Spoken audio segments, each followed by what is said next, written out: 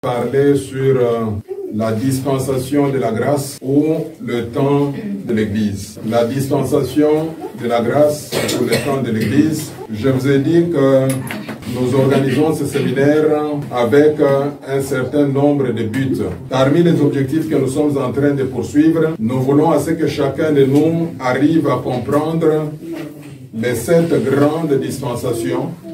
Deuxième objectif, nous voulons à ce que chacun de nous puisse avoir une bonne compréhension de la dispensation dans laquelle nous sommes pour le moment, c'est-à-dire la dispensation de la grâce ou le temps de l'Église. Et nous avons enfin dit qu'il serait mieux que chacun de nous comprenne les différentes facettes de l'Église. Et nous insistons beaucoup sur cette avant-dernière dispensation. Comme je l'avais dit, en utilisant la portion d'écriture que Paul adresse à Timothée, Paul dit à Timothée que les derniers temps seront des temps très difficiles. Mes frères et sœurs, nous sommes en train de vivre les derniers temps. Les derniers temps, ce sont des temps très difficiles. Et généralement, ce qu'on appelle les derniers temps, c'est cette dispensation de la grâce, c'est ce temps d'église qui tend vers la fin. Qui tend vers la fin.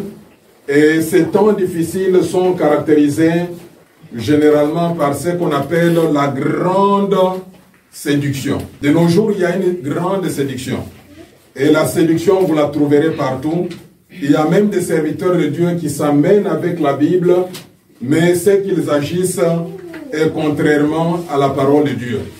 Vous verrez que dans les temps de la fin, il y a beaucoup de faux Christ. Il y a beaucoup de faux prophètes. Dans les temps de la fin, il y a une grande séduction. Et aussi dans le temps de la fin, il y aura plus le plaisir que Dieu. Les gens aimeraient plus le plaisir que Dieu. Les gens aimeraient être là où il n'y a pas même la parole de Dieu, là où il y a le plaisir, là où il y a le corps qui se réjouit.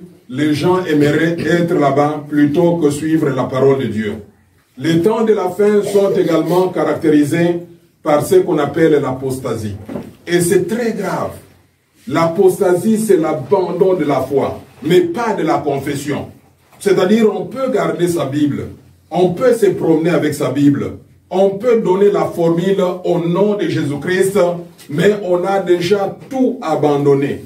L'abandon volontaire de la foi, mais pas de la confession.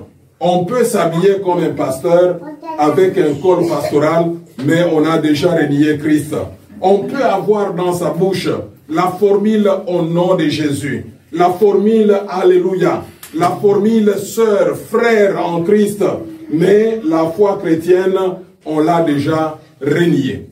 Et il serait mieux, mes frères et sœurs, c'est que nous vous disons, prenez cela avec tout sérieux. Ça ne sert à rien de ne pas comprendre ce que c'est l'Église et être dans une Église. Je vous ai toujours dit que l'Église n'est pas un club d'amis. L'Église n'est pas une mutuelle culturelle. L'Église n'est pas un groupe de fraternité.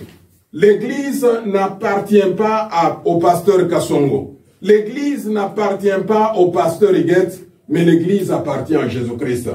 Et j'aimerais qu'à la fin de ce séminaire, que chacun de nous puisse maintenant arriver à comprendre qu'est-ce que l'Église et que chacun de nous puisse se comporter comme étant membre de ce corps invisible qu'est l'Église de Jésus. Et étant donné que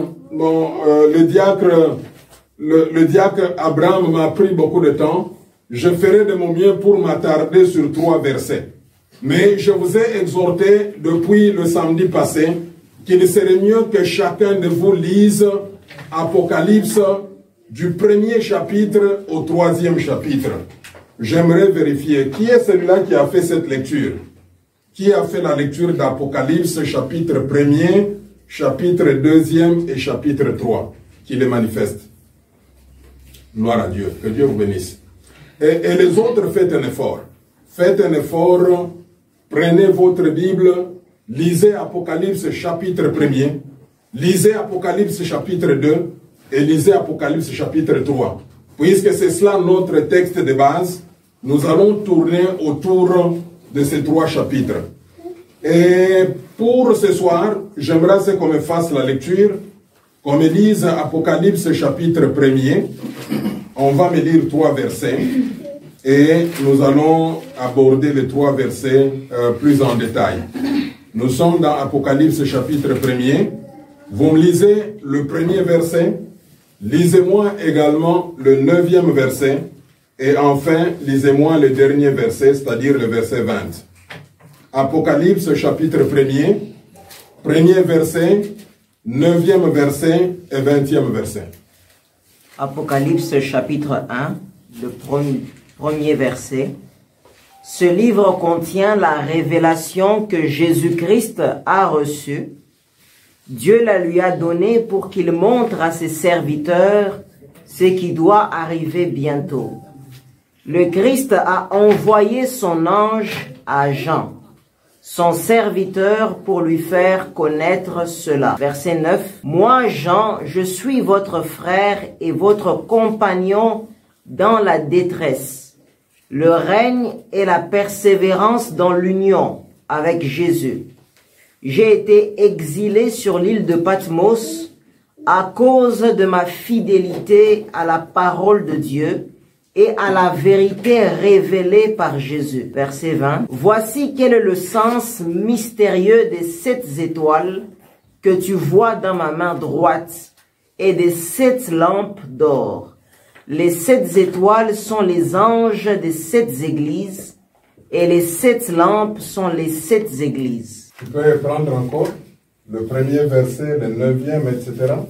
Apocalypse chapitre 1, premier verset. Ce livre contient la révélation que Jésus-Christ a reçue. Dieu la lui a donnée pour qu'il montre à ses serviteurs ce qui doit arriver bientôt. Le Christ a envoyé son ange à Jean, son serviteur, pour lui faire connaître cela. Verset 9. Moi, Jean, je suis votre frère et votre compagnon dans la détresse, le règne et la persévérance dans l'union avec Jésus. J'ai été exilé sur l'île de Patmos à cause de ma fidélité à la parole de Dieu et à la vérité révélée par Jésus-Christ. Verset 20. Voici quel est le sens mystérieux des 7 étoiles que tu vois dans ma main droite et des 7 lampes d'or. Les 7 étoiles sont les anges des 7 églises et les 7 lampes sont les 7 églises. Amen. Amen. Aujourd'hui, je vais m'attarder sur 3 points majeurs. Je vais beaucoup insister sur ces 3 points, de telle sorte qu'on arrive à comprendre la pensée de l'apôtre Jean.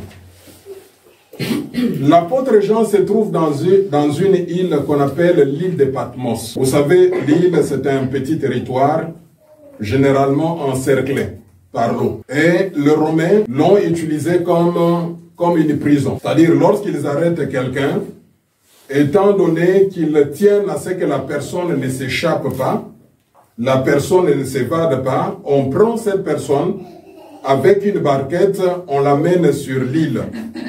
Mais la particularité de l'île de Patmos, cette île était utilisée aussi comme une mine. C'était une mine. Et l'île de Patmos était constituée de rochers. Donc c'était pénible. Vous voyez, quand vous avez un endroit rocailleux, c'est-à-dire qu'il n'y a pas beaucoup de sol, il n'y a pas beaucoup de végétation, c'est juste comme un rocher. C'est là où se trouvait Jean-Baptiste. Jean, c'est pas Jean-Baptiste, Jean, l'apôtre Jean. En fait, l'apôtre Jean, c'est le frère à Jacques. Les deux avaient leur père Zébédée. Avant qu'ils ne deviennent chrétiens, qu'ils ne deviennent disciples ou apôtres de Jésus-Christ, Jean faisait la pêche. Et il n'a pas fait de grandes études. Rappelez-vous quand il y a eu le miracle au niveau du temple, au niveau de la porte qu'on a appelée la Belle. Il y avait un paralytique. Le paralytique était là. Pierre et Jean se rendaient au temple. Et le paralytique leur a demandé de l'argent. Et ils ont dit que nous n'avons ni or, ni argent, mais ce que nous avons au nom de Jésus-Christ, lève-toi et marche. Et quand les Sanhédrins, c'est-à-dire les 70 personnes qui dirigeaient la vie religieuse au niveau d'Israël, quand ils vont se rassembler, ils vont parler de Jean et de Pierre.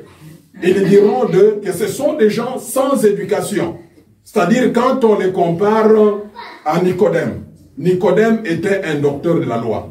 Quand on les compare à Gamaliel, Gamaliel était docteur de la loi, mais Pierre et Jean n'ont pas fait des études. On ne les reconnaît pas avoir fait de grandes études. Des gens sans éducation. Mais ce qui est important, c'est le fait que leur cœur, le cœur des gens, est disposé. Étant donné que son cœur est disposé, il reçoit la parole de Dieu et Dieu l'utilise. Et aujourd'hui, je vais plus insister sur le premier verset. Chapitre 1, premier verset, il y a le mot serviteur. Il y a le mot serviteur qui apparaît. Mais j'aimerais vous donner le 3 sens de mon serviteur. Et que chacun de nous, quand je parle de ce mon serviteur, que chacun de nous se recherche, il est quel type de serviteur? Disons, le mot serviteur a 3 sens. Le mot serviteur a 3 sens. Le premier sens, c'est esclave. Le mot serviteur a le sens d'esclave. Et quelle est la particularité de l'esclave? C'est-à-dire, l'esclave n'a pas de liberté. L'esclave a un accès limité. C'est-à-dire, quand on est esclave, on n'a pas de liberté. C'est ça la particularité de l'esclave. Quand on est esclave, on est privé de liberté. Quand on est esclave, on a un accès limité. L'esclave ne peut pas aller dans certains endroits au niveau de la maison de son chef. Il se limite soit à la cuisine, il se limite soit à l'extérieur. Il ne peut pas aller plus loin. C'est celui-là qu'on appelle un esclave. Et généralement, le travail que l'esclave fait, c'est ce qu'on appelle un travail forcé ou soit une corvée. Une corvée, c'est-à-dire c'est une tâche qu'on t'impose. Tu ne le fais pas malgré toi. On t'impose de faire une tâche. Puisque tu n'es pas libre, on te force de faire quelque chose puisque tu n'as pas la liberté. Un esclave n'a pas la liberté d'expression. Un esclave ne parle pas. Prenez même le cas de la Mauritanie. Quand vous prenez le cas de la Mauritanie, selon ce qu'on appelle transparence internationale, la Mauritanie est la championne en esclaves. C'est le premier pays là où l'esclavage continue à être pratiqué. Suivi de Haïti. Haïti, c'est un pays qui est proche des États-Unis d'Amérique. C'est-à-dire, c'est là où il y a l'esclave. Un esclave, généralement, c'est quelqu'un qui vit dans la maison, il n'est pas payé. Il n'est pas payé, il n'est pas libre. Un esclave travaille toute la journée. Il peut travailler même la nuit, il n'a pas de liberté. Et généralement, quand on t'explique l'esclavage, même ici, vous verrez que le patron peut même avoir des relations sexuelles avec la fille de l'esclave. Également avec la maman de cette fille-là. C'est-à-dire, il n'y a pas de liberté. Quand on est esclave, on n'a pas ses droits. On ne jouit pas de ses droits. Là, c'est le premier sens des serviteurs. Il y a des serviteurs qui, en réalité, ce sont des esclaves. Et en tant qu'esclave, on n'a pas la liberté. On n'a pas le droit. En tant qu'esclave, on n'accède pas à tout. On est limité. On ne va pas plus loin, puisqu'on est esclave. Deuxième signification d'esclave, c'est celui qu'on appelle un mercenaire. C'est aussi un serviteur. Mais le problème d'un serviteur, d'un mercenaire, il travaille pour un gain, ou soit mieux pour un salaire. Lorsque nous lisons Jean chapitre 10, là où Christ est en train de dire « Je suis le bon berger ». Et en tant que bon berger, je connais mes brebis. Et je prends soin de mes brebis. Et il dit, je suis différent du mercenaire. Un mercenaire, c'est quelqu'un qu'on engage et on lui donne un salaire. Et il travaille en fonction de ce salaire-là. C'est-à-dire, en dehors des salaires, il ne peut pas faire autre chose.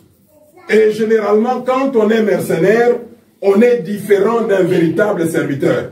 Un véritable serviteur, quand je prends seulement l'évangile de Jésus-Christ, selon Jean, le chapitre 10, Jésus, lui, est le bon berger. En tant que bon berger, il se soucie des brebis. Lui-même dit, je connais mes brebis et mes brebis connaissent ma voix. Et en tant que bon berger, qu'est-ce qu'il fait? Il ouvre la porte. Les brebis sortent, ils vont brouter l'herbe et après, il prend soin de ces brebis, il les ramène dans l'enclos et il ferme. En tant que bon berger, lorsque les brebis sont attaquées par des loups, lorsque les brebis sont attaquées par des lions, il se bat. Comme David. David disait, quand je gardais le troupeau de mon père, toutes les fois que les lions venaient, ou soit l'ours, je me battais. Et là, c'est un bon berger. Et là, David n'était pas esclave. David n'était pas non plus un mercenaire. Il ne travaillait pas pour un salaire. Il ne travaillait pas pour un gain, mais il était véritablement un bon berger. Et il se battait. Alors, frères et sœurs, nous aussi, en tant que serviteurs de Dieu, il y a 3 catégories de serviteurs. La première catégorie de serviteurs, c'est l'esclave. Mais le problème avec l'esclave, il n'est pas libre.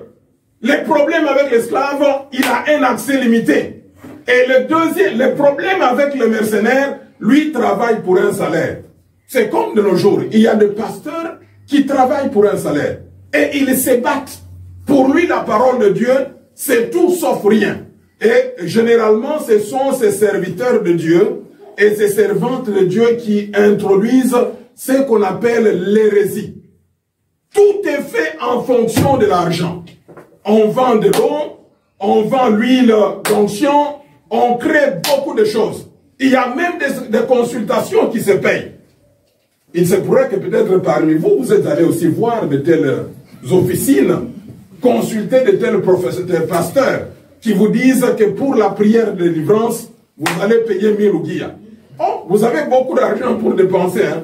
Vous allez payer 1000 ouguiyas. Pour telle prière, de chaînes prières, vous allez payer ça et ça. Ça, ce sont des mercenaires. Ils sont là pour un salaire, ils sont là pour un gain. Mais la troisième catégorie de serviteurs, et que j'aimerais que chacun de nous soit ce serviteur-là, c'est celui qui s'appelle véritablement les serviteurs. Alors, je vais vous donner les caractéristiques de ces serviteurs. Les caractéristiques de ces serviteurs, il est, si c'est une servante, elle est constamment présente ou présente devant la face de Dieu. C'est ça le véritable serviteur. Et je voudrais que chacun de nous s'efforce pour être un véritable serviteur de Dieu. Un véritable serviteur de Dieu, il est constamment, il est régulièrement, il est permanemment présent devant la face de Dieu. Il cherche la communion avec Dieu. Il cherche la communication avec Dieu. Ça, c'est un véritable serviteur de Dieu. Prenez le cas de Jean lui-même. Quand vous prenez le cas de Jean, vous verrez que sa vie était particulière. Déjà, quand nous allons dans Marc chapitre 9, il y a ce qu'on appelle le miracle de la transfiguration. Un jour, Jésus-Christ va prendre Pierre, Jacques et Jean. Il prend ces trois-là, il monte avec eux à la montagne. La montagne qu'on va appeler plus tard la montagne de la transfiguration. Et lorsqu'ils étaient là, la Bible déclare qu'ils vont voir que Jésus-Christ n'était pas seul. Il était accompagné d'une part par Moïse, Moïse qui représentait la loi, et d'autre part par Élie, Élie qui représentait les prophètes. Et Jésus-Christ était au milieu et il parlait.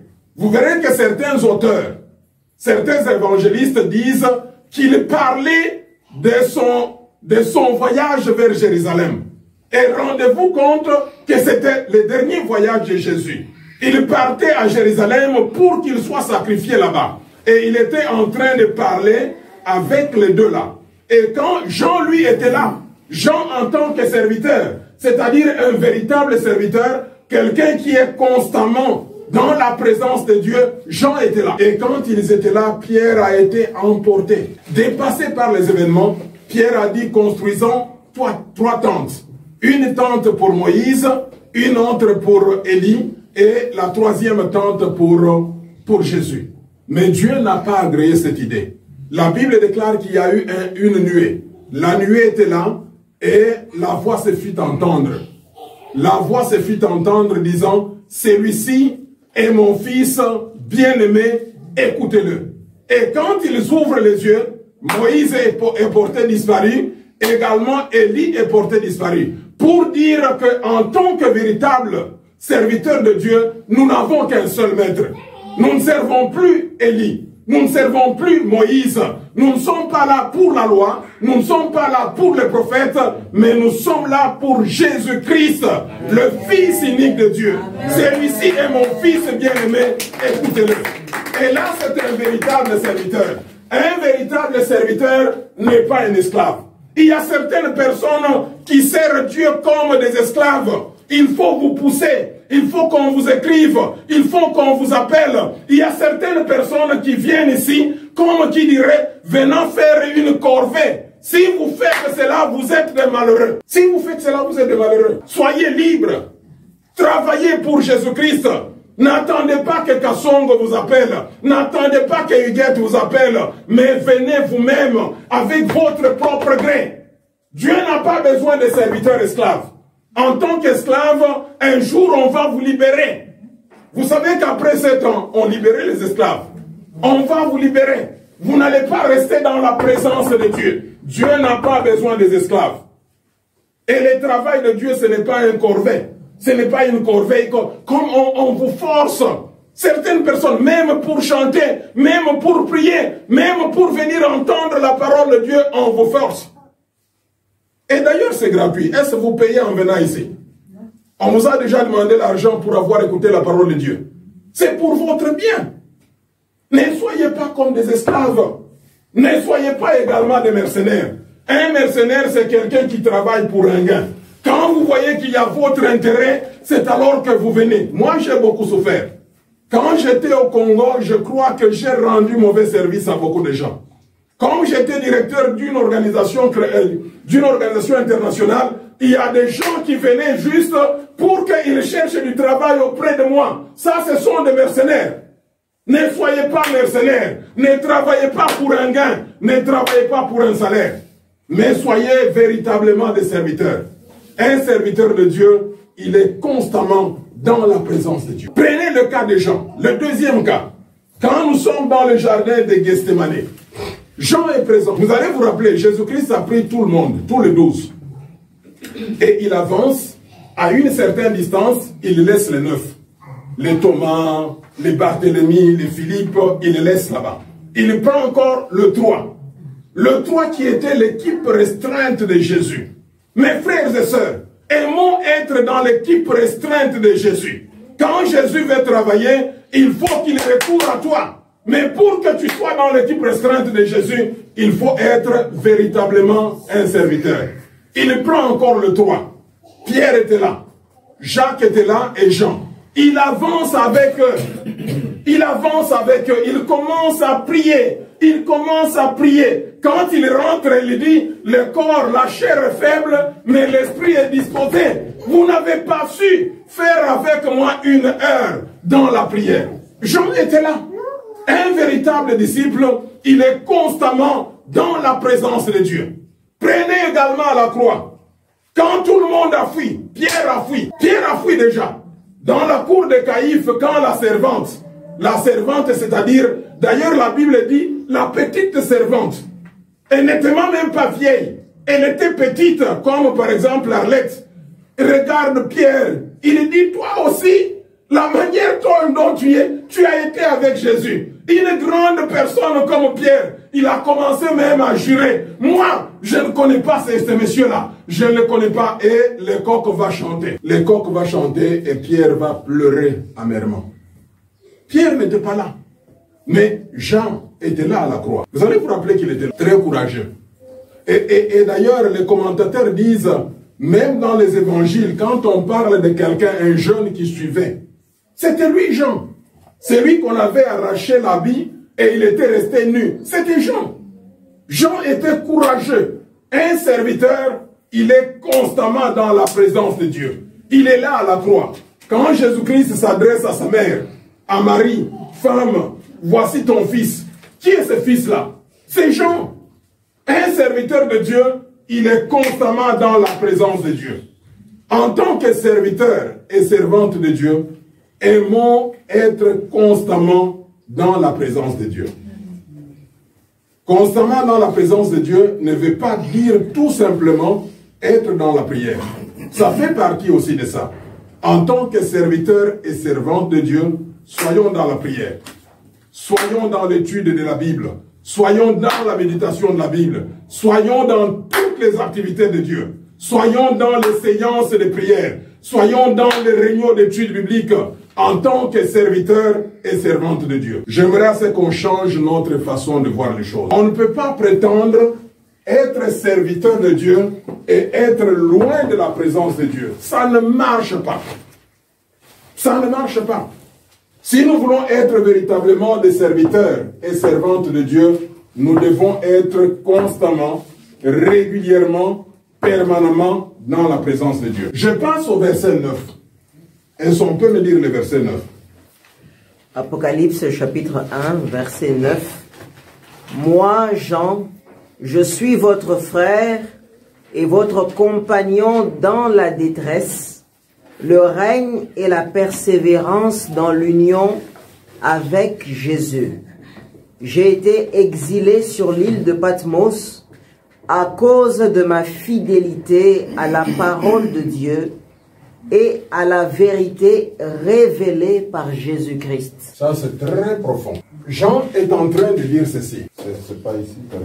Dans le verset 9, Jean est en train de dire, il s'adresse aux 7 églises.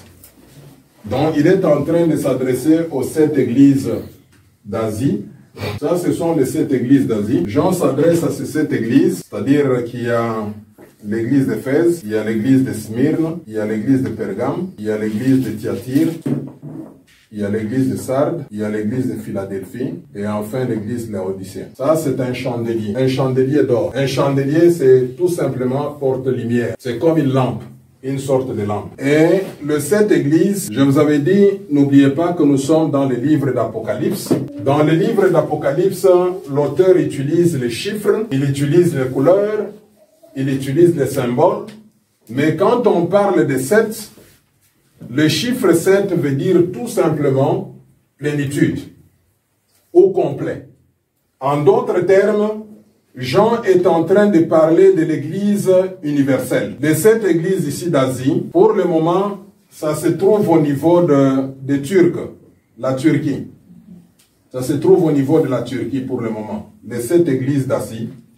Jean est en train de s'adresser à ces 7 églises. Mais ce qu'il dit, c'est profond. Il dit, moi Jean, je suis votre frère. Alors que Jean, vous savez qu'il est juif. Il est israélien. Jean est israélien, il est juif, et il s'adresse aux nations. Il s'adresse aux nations, c'est-à-dire à ceux-là qui ne sont pas juifs. Quand on n'est pas juif, on est considéré comme une nation. Quand on n'est pas juif, on est considéré comme un gentil. Quand on n'est pas juif, on est considéré comme un indigène. C'est-à-dire quelqu'un qui n'a pas Dieu. Mais Jean, sachant que les gens de l'Église, lorsque quelqu'un reçoit que Jésus-Christ devient son sauveur personnel et Seigneur, selon Jean, cette personne, c'est un fils adoptif. C'est-à-dire qu'il est adopté. Et le travail d'adoption, c'est le Saint-Esprit qui le fait. Quand on reçoit Jésus-Christ comme Seigneur et Sauveur, il y a une opération que Dieu est en train de faire dans nos cœurs. Avec les Juifs, Dieu faisait une opération sur la chair. La circoncision, c'était sur la chair. Mais avec nous chrétiens, lorsque nous recevons Jésus-Christ comme Sauveur personnel Et Seigneur, il y a une opération qui se fait dans le cœur. Et cette opération est faite par le Saint-Esprit. Le Saint-Esprit vient, il entre dans nos cœurs. Quand il entre dans nos cœurs, il fait ce qu'on appelle la régénération. La régénération, c'est-à-dire qu'il touche notre cœur. Il touche notre intérieur, puisque l'homme a deux parties. J'aimerais commencer d'abord par la notion de deux parties. L'homme a deux parties. L'homme a l'enveloppe. C'est ce que vous voyez Kassongo. Ça, c'est l'enveloppe. Mais à l'intérieur, il y a ce que l'homme intérieur, Paul l'appelle l'homme intérieur. C'est-à-dire, quand nous croyons en Jésus-Christ, véritablement en Jésus-Christ, le Saint-Esprit entre en nous, il touche cet homme intérieur, il fait la régénération. Tu deviens une nouvelle créature. Les choses anciennes passent et toutes choses deviennent nouvelles à toi. Alors quand tu étais voleur, tu cesses d'être voleur. Si tu étais prostituée, tu cesses d'être prostituée puisqu'il y a la régénération. Et c'est le Saint-Esprit qui le fait. Alors quand le Saint-Esprit le fait, il reste également à l'intérieur de toi. Et qu'est-ce que le travail du Saint-Esprit? Le travail du Saint-Esprit, c'est juste faire une garantie. Il devient une garantie de ta rédemption. C'est-à-dire quand Christ reviendra, c'est cette garantie qui te permettra à ce que tu sois reconnu par Jésus-Christ comme lui appartenant. Et c'est cette garantie qui va te permettre aussi d'être enlevé. C'est pour cela que les choses de Dieu, c'est simple. Mais généralement, nous le rendons compliqué. Et généralement, j'ai beaucoup aimé la prière de la diaconesse Solange. Elle priait de Ramassis. Les Ramassis, c'est quoi? Tout a commencé en Israël. Quand Israël devait quitter l'Égypte, il y a eu des Égyptiens. Il y a eu des gens, peut-être d'autres tribus. Qu'est-ce qu'ils ont fait? Ils ont suivi Israël. Ces gens-là, on les appelait Ramassis. Il y a certaines personnes aussi dans l'église qui nous accompagnent dans l'église. Ils ne sont pas chrétiens, ils ne sont pas chrétiennes, ils ne sont pas serviteurs, ils ne sont pas servantes de Dieu, mais ils nous accompagnent. Ce sont des ramassis. Et généralement, ce sont eux qui causent un peu beaucoup de troubles. Puisque ce sont des ramassis, ils ne sont pas concernés par l'affaire. C'est comme qui dirait, toi, tu vas présenter l'examen de bac. Et tu es en train de vivre dans la maison avec des gens qui n'étudient pas. Et ils t'accompagneront dans les études. Généralement, ils vont te déranger. Au lieu de dormir, ils vont déranger. Au lieu d'être sérieux, ils vont boire. Ils vont te distraire. Frères et sœurs, n'oublions pas cela. Dans la maison de Dieu, dans l'église, il y a aussi des ramassis. À un certain moment, quand Jésus-Christ veut enseigner le royaume de Dieu, vous savez que le royaume de Dieu est plus grand que l'église. Jésus-Christ dit ceci, le royaume de Dieu est comparable à un filet qu'on jette sur l'eau. Et quand on le jette sur l'eau, on tire le filet. Il n'y a que du poisson. Non, il n'y a pas que du poisson. Les crabes sont aussi là. Les crapauds sont aussi là. Les grenouilles sont aussi là. Les fruits de mer sont aussi là. Les serpents sont aussi là. C'est la même chose. L'église est comme un filet jeté. Il y a le bon et il n'y a pas de bon. Il y a de bons et de mauvais. Il y a le blé et l'ivraie. Tout le monde est là. Alors Dieu permet aussi. Ces ramassis-là permettent à ce qu'on puisse croître aussi très bien. Il nous fortifie. Lorsque vous avez un ramassis dans l'église, il te piétine, il est en train de renforcer ta gestion des émotions. C'est pour ton bien aussi. Il te calomnie, c'est pour te fortifier aussi, pour que tu sois solide. Ne t'énerve pas.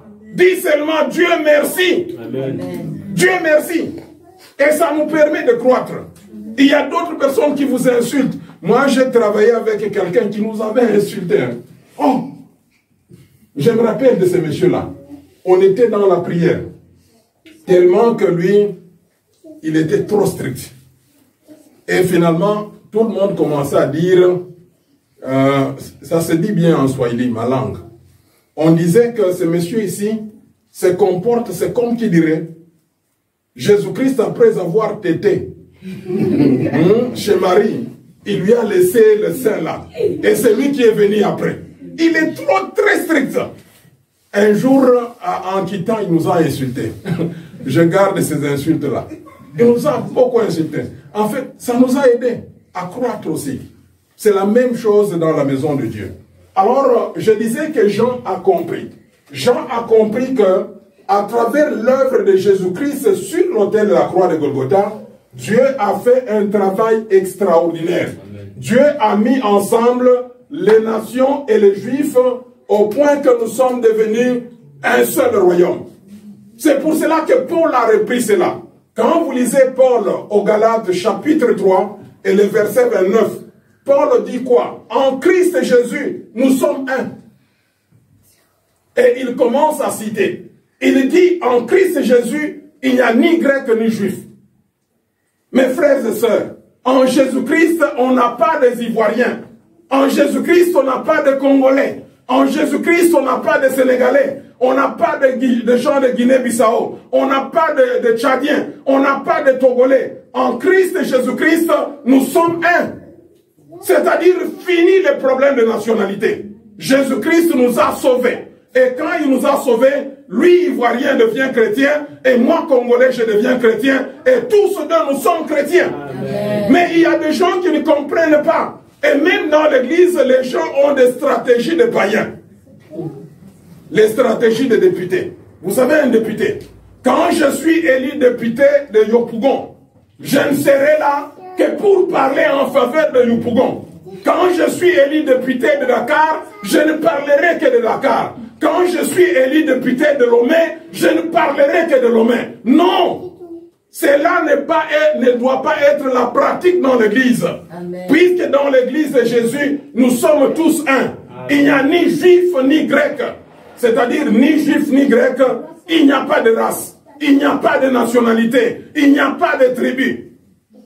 Il n'y a pas de baolé. D'une part, il n'y a pas les autres là, les pétés d'autre part. Nous sommes tous un en Christ Jésus.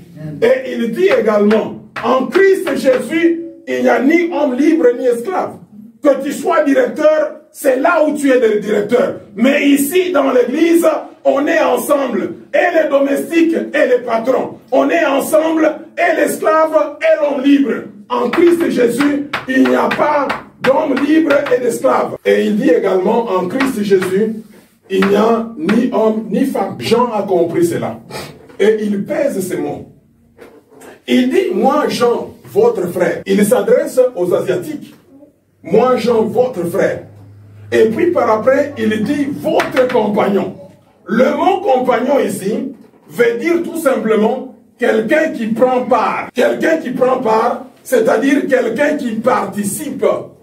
Alors, un véritable serviteur de Dieu participe à ces trois choses.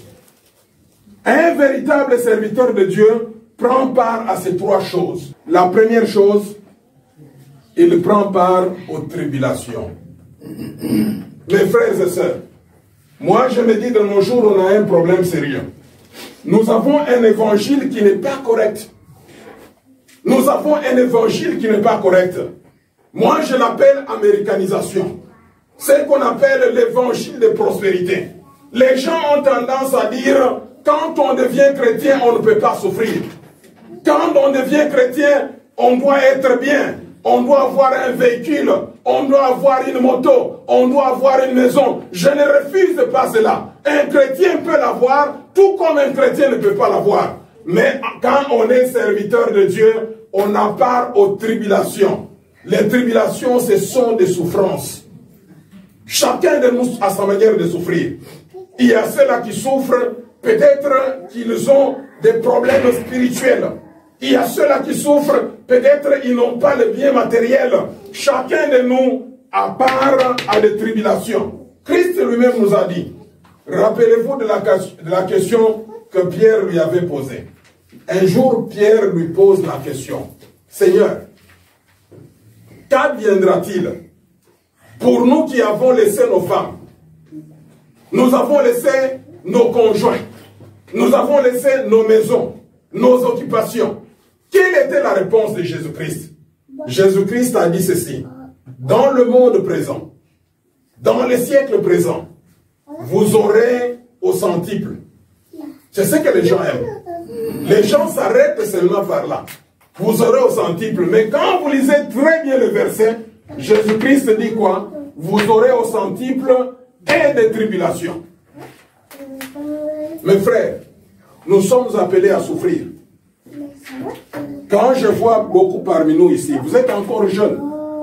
Au lieu de se réjouir comme tous les autres jeunes, vous vous privez. Vous êtes en train de souffrir. C'est ça vos tribulations. Il y a ceux-là qui souffrent qui n'ont même pas d'habit. C'est aussi une tribulation. Il y a ceux-là qui souffrent et n'ont pas du travail. C'est aussi une tribulation.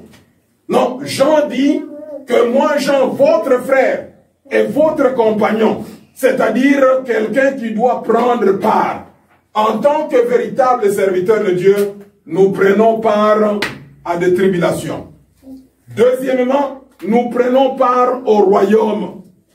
Le royaume ici, c'est un gouvernement de Dieu. Je vous ai dit que le gouvernement de Dieu, il est grand. Quand on parle de royaume, n'oubliez jamais, quand on parle de royaume, nous sommes en train de parler de beaucoup de choses. C'est-à-dire, il y a les puissances. Quand nous parlons de royaume, il y a les puissances et les anges célestes qui sont là. Quand nous parlons de royaume, il y a les croyants de l'ancienne alliance. Quand nous parlons du royaume, il y a nous les rachetés de la nouvelle alliance. Quand nous parlons du royaume, il y a aussi les martyrs de la grande tribulation. En tant que serviteurs de Dieu, nous sommes en train de prendre part au royaume. Et le royaume est caractérisé par la parole de Dieu. Le royaume est caractérisé par la puissance de Dieu. C'est-à-dire, on ne peut pas être serviteur de Dieu sans parole de Dieu. Là, vous vous trompez. On ne peut pas être serviteur de Dieu sans le royaume de Dieu. Le royaume de Dieu, c'est la parole de Dieu. Le royaume de Dieu, c'est le miracle de Dieu. Le royaume de Dieu, c'est la puissance de Dieu. Le royaume de Dieu, c'est tout son gouvernement. En tant que serviteurs, nous prenons part au royaume de Dieu. Troisièmement, en tant que serviteurs, nous prenons part à la persévérance. Mes amis, le mot persévérance, c'est un mot qui a beaucoup de sens. C'est un mot qui a beaucoup de sens. Quand nous parlons de persévérance, nous voulons tout simplement dire avoir l'amour dans la souffrance. C'est ça la persévérance. Vous qui n'aimez pas souffrir, quand vous ne souffrez pas, vous n'allez pas comprendre le mot persévérance. La persévérance, c'est l'amour dans la souffrance. La persévérance, c'est la patience. Quelqu'un qui est persévérant, il est patient. La persévérance, c'est également l'espérance. C'est-à-dire quelqu'un qui a de la persévérance, il a l'espérance. Il sait que ça fait mal. Il sait que souffrir, ça fait mal. Mais il aime dans la souffrance. Rappelez-vous le cas d'Étienne. Les diacres Étienne. On est en train de le lapider. On est en train de lui jeter les pierres. Et le diacre, lui, qu'est-ce qu'il fait? Il est en train de bénir. Il dit, je suis en train de voir l'agneau dans sa gloire. Je le vois l'agneau dans la gloire. Et il dit, Seigneur, ne les condamne pas, que leur sang ne retombe pas, que mon sang ne retombe pas sur leur tête. Il pardonne même. C'est-à-dire, la persévérance, c'est l'amour dans la souffrance. Quand vous souffrez, au lieu d'insulter les gens, puisqu'il y a certaines personnes, quand ils souffrent, ils insultent les gens. Il y a certaines personnes, quand ils souffrent, ils accusent les gens. Même l'église, c'est la même chose. Quand nous souffrons, on a tendance à accuser les gens. Oh, les oncles, les tantes, et même la prophétie que nous avons de nos jours, c'est une prophétie qui est accusatrice. On accuse les gens, alors que nous avons besoin de la persévérance. C'est-à-dire l'amour dans la souffrance. Nous avons besoin de la persévérance, c'est-à-dire la patience. Je prends patience, j'attends et j'espère qu'un jour j'aurai la victoire en Christ Jésus. Christ et Jésus-Christ a vaincu. J'attends, même si je souffre, je suis en train d'attendre patiemment la victoire qui me viendra de la part de Jésus-Christ. Et la Bible dit, même si elle tarde, attends-la. Elle s'accomplira certainement. Alors, j'aimerais terminer par le verset 20. J'aimerais terminer par le verset 20 et nous allons procéder à la prière. Le verset 20 m'a beaucoup touché. Est-ce que tu peux faire la lecture du verset 20? Apocalypse chapitre 1, verset 20. Voici quel est le sens mystérieux des 7 étoiles que tu vois dans ma main droite et des 7 lampes d'or. Les 7 étoiles sont les anges des 7 églises et les 7 lampes sont les 7 églises.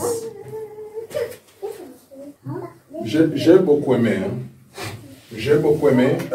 Vous allez vous rappeler que dans ce chapitre premier, il y a quelque chose de particulier qui va se passer. C'est-à-dire Jean. Quand Jean, Jésus-Christ se révèle, puisque la révélation, comme nous l'avons dit la fois passée, s'est dévoilée. Et généralement, on les voit quand il y a inauguration. On a construit un bâtiment. Généralement, on les cache. Quand vous passez là-bas, c'est soit les tôles qui sont là, ou soit il y a un habit. On couvre ces monuments. Mais les jours de l'inauguration, ce qui se fait, c'est ce qu'on appelle révélation. Et c'est ça l'essence du grec, apocalypse. C'est-à-dire un dévoilement. On enlève. Et quand on enlève ces papiers, curieusement, on découvre qu'il y a 3 marqueurs là-bas. Il y a un marqueur rouge, un noir et un bleu. C'est la même chose. Quand Jean était là, Jésus-Christ s'est découvert. Puisque l'Apocalypse n'est pas l'Apocalypse de Jean. L'Apocalypse, c'est la révélation de Jésus-Christ. Jésus-Christ se révèle à ces 7 églises ici. Les 7 églises d'Asie. Et tout commence comme ça. C'est-à-dire, nous avons le premier chapitre. C'est la révélation de Jésus. Et quand on prend le deuxième jusqu'au 3e, c'est l'église. C'est ça la dispensation de la grâce, l'église.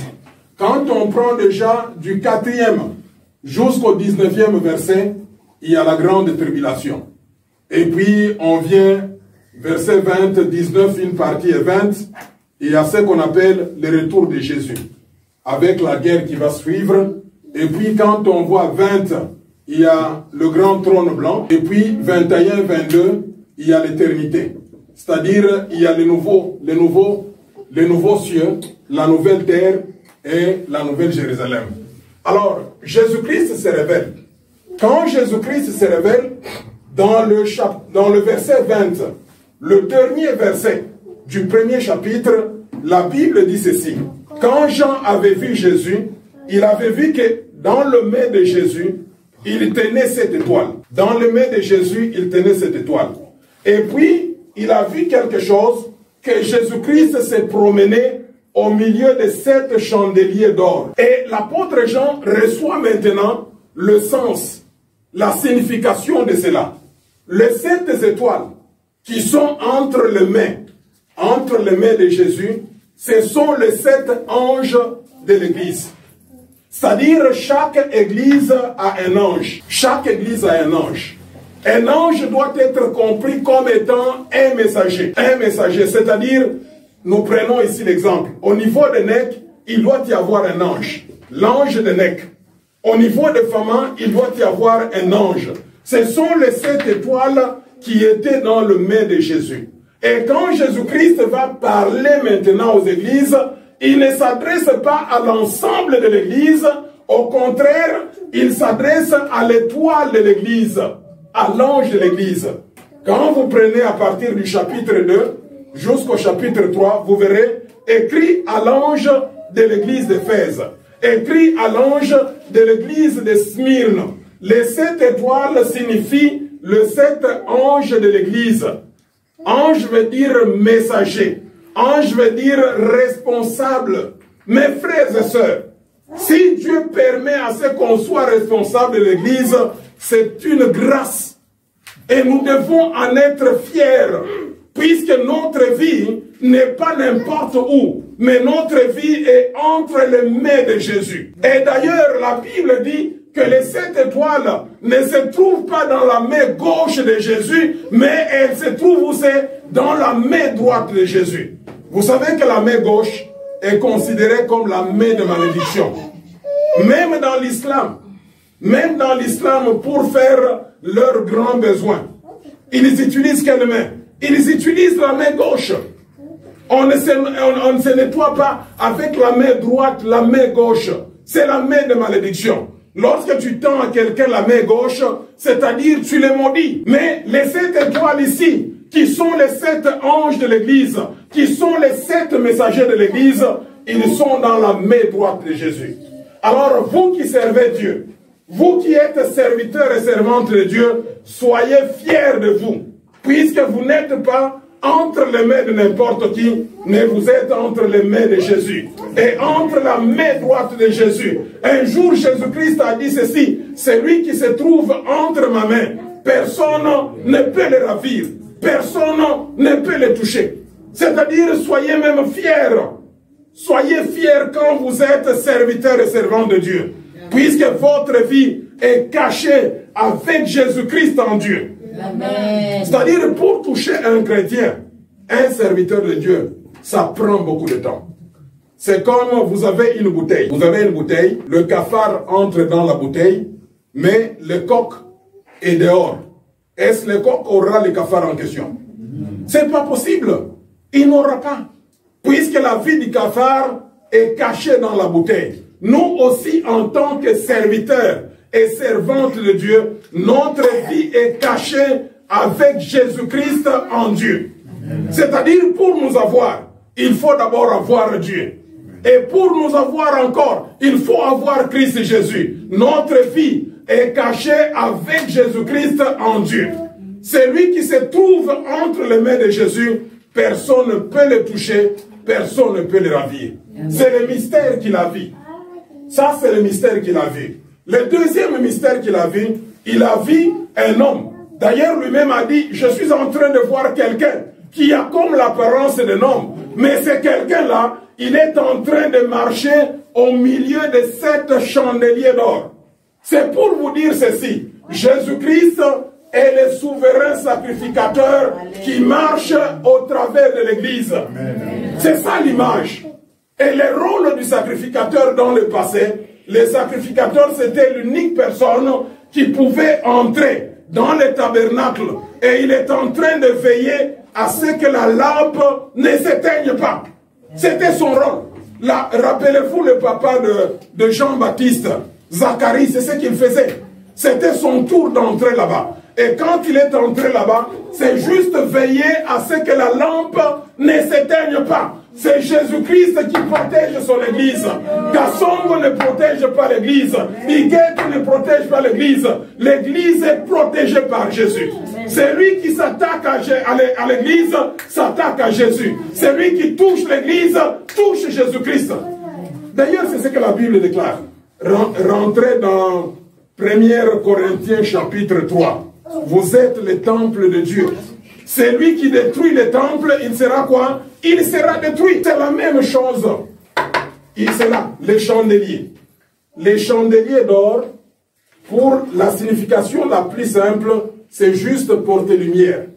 C'est ça, chandelier. Même chez nous à la maison, on a ça, n'est-ce pas? Même ça, c'est comme un abat-jour. Porte lumière. C'est ça, les chandeliers. C'est ça le rôle de l'Église. L'Église est là pour éclairer. Mes frères et sœurs, vous et moi, nous sommes ici en Mauritanie. Nous sommes ici à Nouakchott pour éclairer les Mauritaniens. L'éclairer avec de bonnes habitudes. Mais si nous n'avons pas de bonnes habitudes, nous sommes en train d'échouer notre mission. Notre mission, nous sommes des porte-lumière.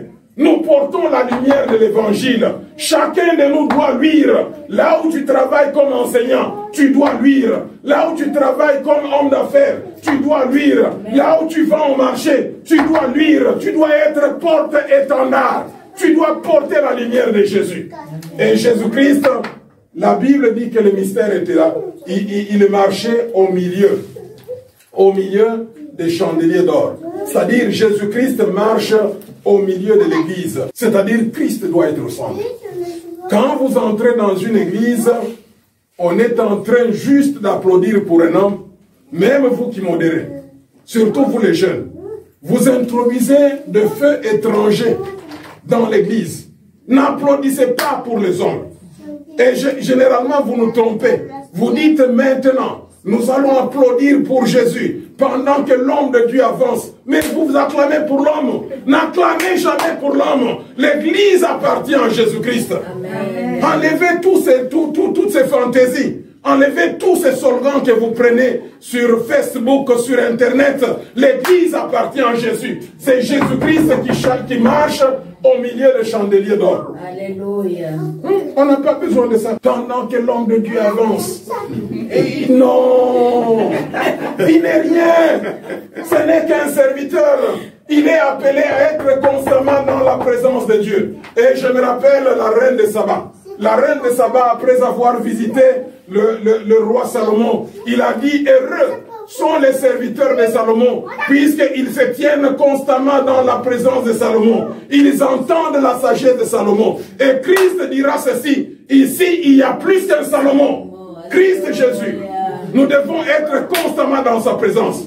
Fini les histoires d'acclamer pour les hommes. Un homme est mortel. Un homme ne fera rien pour toi. Un homme n'est que menteur. Seul Dieu n'est pas menteur. Amen. Que Dieu bénisse sa parole. Une véritable église de Jésus, il doit être christocentrique.